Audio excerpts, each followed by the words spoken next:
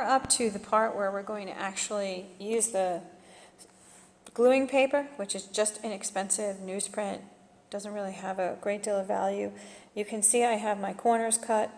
I have my cover placed on my paper according to the pencil that's underneath.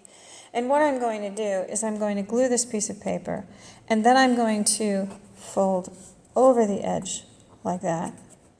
I'm going to use my thumbnail and crease in here and fold this. First I'm going to do top and bottom, and the last fold will be this.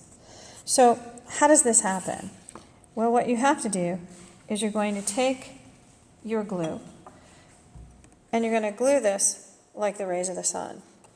And you're not going to come back onto the surface this way, because that gets glue underneath and onto the front of your piece. And that's not what we want. You use the watered down glue because it goes onto the page easier. If the glue is too thick, you can't move it on the surface. And it just creates too much bulk. Okay? So right now, I need to have the whole piece covered with a nice thin layer of glue. And I'm going to place my cover right on top where I wanted it, because I have all those lines that are my guides, right? I'm really only going to get one shot to put it down, so if my paper shifts, I don't have the ability to pick it up and replace it again. So here we go. I'm going to take my side edge and I'm going to push down with my fingers so that I get that edge to be nicely wrapped.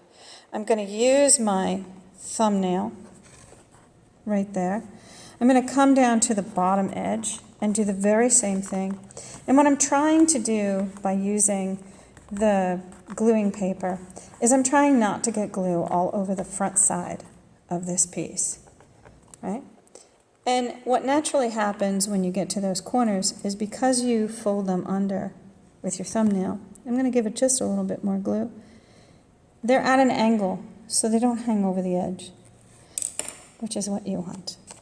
So now I'm going to take this one and I'm going to push it in this direction. If my glue doesn't stick for some reason, it's been absorbed into the paper already, then I can just wet it again. So what I get is a beautiful, nice cover, covered on the edges, and then I'm going to put it under weight.